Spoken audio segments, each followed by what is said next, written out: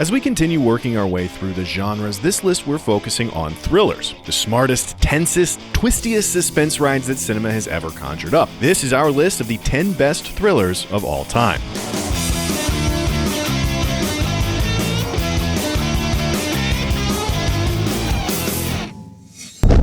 Starting things off, one of the best vehicles for non-stop tension is peril nipping at your heels. The terror of being hunted, of running from man or monster, or the frightening unknown. The classic here is The Fugitive, but some of the other great thrillers that make us feel like the prey in waiting include Catch Me If You Can, Cape Fear, Night of the Hunter, and The Most Dangerous Game. However, if there's a force of unstoppable nature that's kept our pulses pounding in one of our favorite ever pursuits, it's gotta be Anton Chigurh's in No Country for Old Men. Call it. Call it, yes. For what? Just call it. Well, look, I need to know what I stand to win. Everything. How's that? You stand to win everything. Call it. All right. Heads then. No Country for Old Men built relative unknown Javier Bardem into one of the most terrifying forces of nature thriller cinema has ever seen. Intelligent, cold, relentless, and deeply fatalistic, the film casts Chigurh as an embodiment of the uncaring cruelty of the universe. The result is a thriller built on existential angst, structured around nearly a dozen sequences of quiet tension and pin-drop hair triggers, each one playing with a new form of silence or shadow or subtext or motive or cruelty or fate, punctuated by either brief moments of violent intensity or even quieter implication.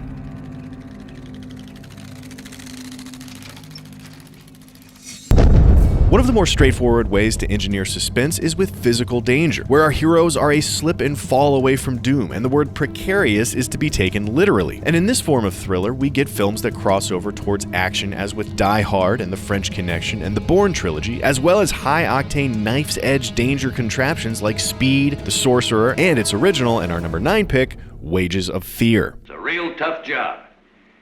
I've got to get a ton of nitroglycerin to Derrick 16. That stuff's nitroglycerin. Oh my goodness! With a ton of that stuff on you, the slightest bump, the slightest heat, you're a goner. If you liked No Country for Old Men, Wages of Fear will likely also be right up your alley. It's another cynical tale about dead-end men playing an unpredictable game with fate. But instead of a sociopath with a bowl cut, this time it's 2 trucks full of nitroglycerin they've been hired to drive along a road colloquially referred to as the washboard. And if driving trucks sounds like small potatoes, in practice it's anything but. Its escalating obstacles are so fantastically conceived, shot, and edited for maximum tension that you're pretty much guaranteed to bite your nails down to the quick. Sometimes suspense comes in service of other emotions beyond just flop sweat-inducing anxiety. Consider the comedy thriller, a genre that trades on swinging audiences back and forth from the seat-edged breathlessness of tension to the uproarious laughter of a quite literal comic relief. It's handled marvelously in Charade and The Player, Fargo and The Big Lebowski, Safety Last and The Thin Man, but our favorite comedy thriller and third pick is actually In Bruges. The boy is suicidal, Harry. He's a walking dead man. Keeps going on about hell and purgatory. When I phoned you yesterday, did I ask you, Ken, will you do me a favour and become Ray's psychiatrist, please? No. What I think I asked you was, could you go blow his fucking head off for me? He put a loaded gun to his head this morning. I stopped him.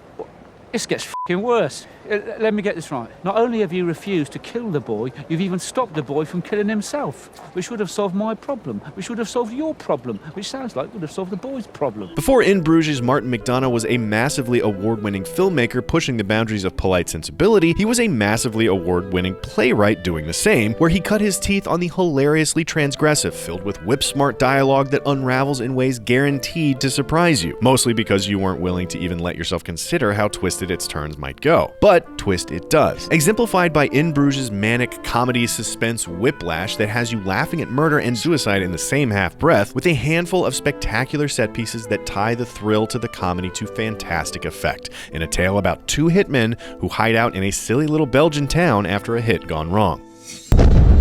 On just about the opposite end of the spectrum from the comedy thriller, we have the erotic thriller, a staple subgenre of the 80s and 90s that is, in my humble opinion, desperately overdue for a comeback. The erotic thriller traffics on the push-pull tension of where desire for someone comes up against the danger they represent, creating a space of a taboo that is nonetheless overcome by animalistic passion in a sexual payoff. Some of the best in the business include Femme Fatale, Eyes Wide Shut, Fatal Attraction, Basic Instinct, Body Heat, and The Handmaiden. But we really think the best and original erotic thriller goes all the way back to Billy Wilder's unsurpassed Double Indemnity. Mr. Neff, why don't you drop by tomorrow evening around 8:30? He'll be in then. Who? My husband. You were anxious to talk to him, weren't you? Yeah, I was, but I'm sort of getting over the idea, if you know what I mean. There's a speed limit in this state, Mr. Neff. 45 miles an hour. How fast was I going, officer? I'd say around 90. Predicting and inspiring the erotic thrillers for decades to come, Double Indemnity is an absolute gem. It is the story of an insurance man seduced into an affair and a murder. The erotic half of the equation is palpable and hangs in the air like a thick odor of perfume, but it's never explicit. This is the Hays Code era, after all. Instead, it's smeared all over the crackling banter that is as sharp as it is seductive. And as for the thriller half, it's simply one of the best. There's hardly a moment where our hero is not visibly inches from some form of destruction. Billy Wilder's brilliant hybrid of a film finds such a fascinating connection between the excitement of sex and the thrill of crime. It is about thrill, about how these conflicting forces are actually two sides of the same coin, and in that way, it is a work of genius.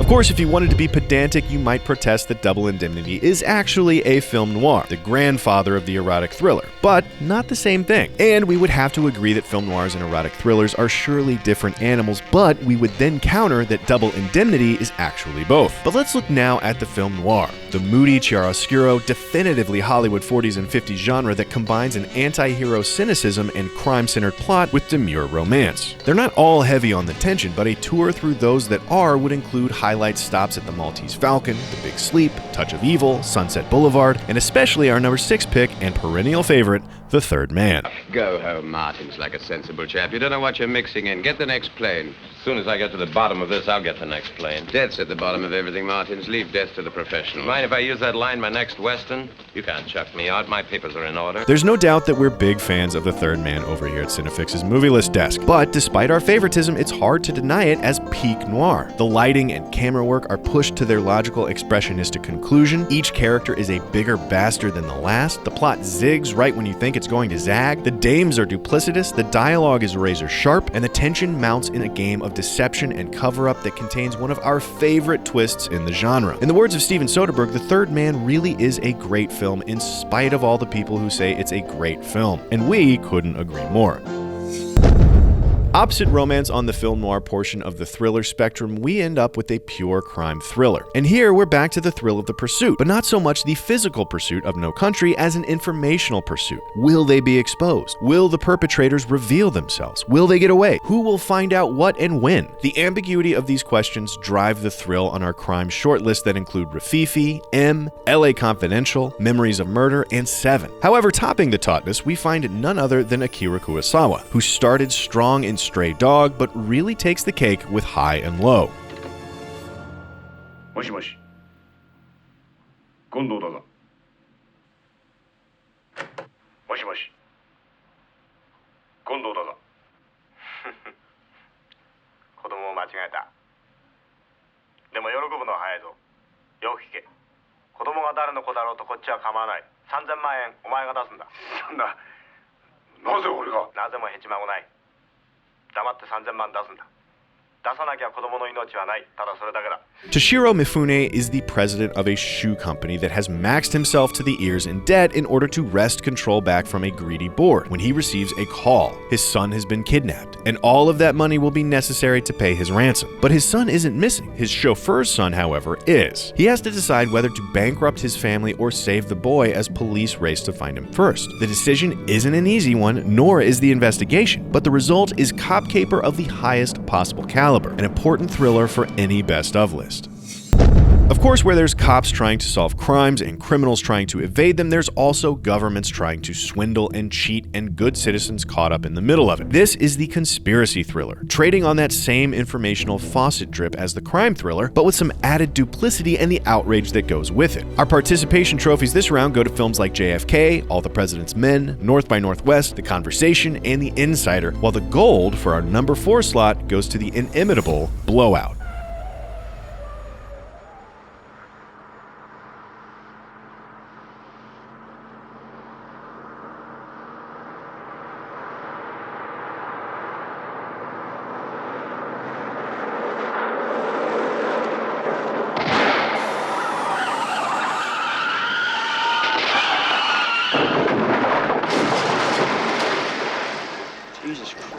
Blowout's Brian De Palma is a thriller heavyweight, and Blowout is easily his best work. Remixing Antonioni's Blow Up, where a photographer discovers evidence of a murder in the background of his photographs, Blowout finds a sound technician who accidentally discovers evidence of a murder in the background of his audio recordings. But where Antonioni takes the scenic route to nowhere with this discovery, De Palma opens up the can of a massive conspiracy, and one that is uniquely cinematic by virtue of its mode of discovery. And conspiracy leads to cover-up, leads to disbelief, and potentially more murder in sequence after sequence of the best clenched jaws you'll ever have.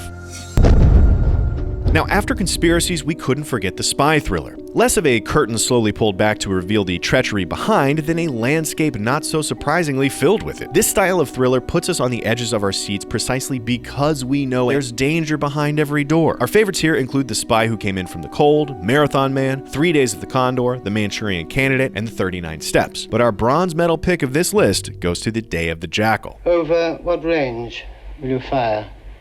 I'm not sure yet, but probably not more than 400 feet. Will the gentleman be moving? Stationary. Will you go for a head shot or a chest shot? Probably head. And what about the chances of a second shot? I might get the chance, but I doubt it.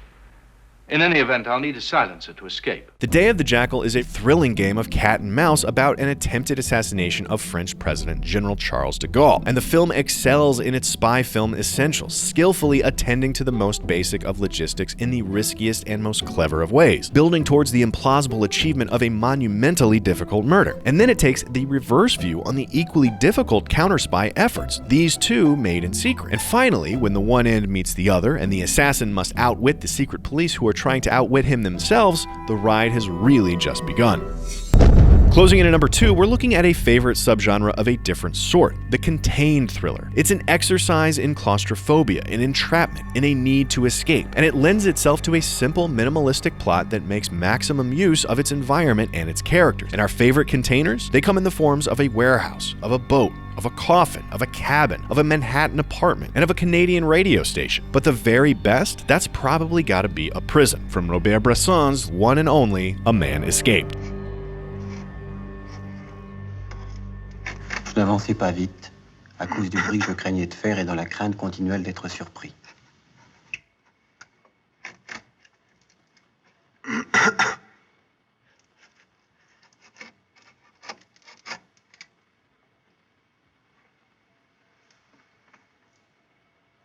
De plus, j'étais obligé à chaque instant de passer sous la porte un brin de paille de riz arraché au balai de ma cellule.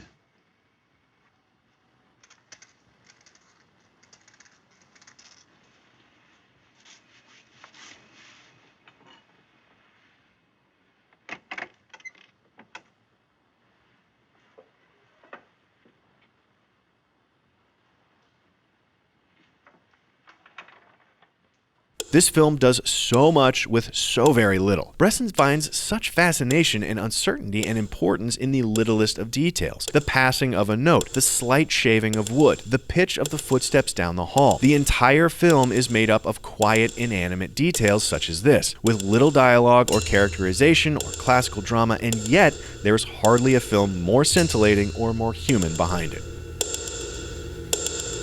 And here here we are at the end of the line, with hopefully just one very glaring omission: the psychological thriller, where we're not just uncertain about what might happen or what we know, but about the reality-testing ability of the characters or even ourselves. Here, we contend not only with deception on the part of the people in our film, but of the film itself, withholding and misrepresenting and outright manufacturing our filmic world. You know it from Fight Club and Memento and Mulholland Drive and Cachet and The Game and Oldboy and Blue Velvet and Dead Ringers, but come on, there is a clear master here, the master of suspense, and his name is Hitchcock. He knocked us dead in Psycho, made us lock our windows in The Birds, destabilized us in Spellbound, but best of all, as far as we're concerned, he sent us into a dizzying world of deception in Vertigo. I asked you to come up here, Scotty, knowing that you'd quit detective work. But I wondered whether you'd go back on the job as a special favor to me. I want you to follow my wife. No, it's not that. We're very happily married. Well, then... I'm afraid some harm may come to her. From whom? Someone dead. Scotty, do you believe that someone out of the past, someone dead, can enter and take possession of a living being? No. If I told you that I believe this has happened to my wife, what would you say? Vertigo, a superlative film at the peak of a superlative career. It so brilliantly weaves a gripping tale about a man obsessed and in love with a woman who is, in so very many ways, a construction of a criminal mastermind's, of Hitchcock's. And the film's brilliance is in how it ties the story of obsession and love and disorientation and, yes, vertigo, to the viewer's experience of it. This is a thriller that plays with murder and deception and danger, but most of all with states of mind. It is thrilling and fascinating and visually masterful in equal measure, and a damn good film at that, which is why we think it's one of the best thrillers of all time. So, what do you think? Disagree with any of our picks? Did we leave out any of your favorite thrillers? Let us know in the comments below, and be sure to subscribe for more CineFix movie lists.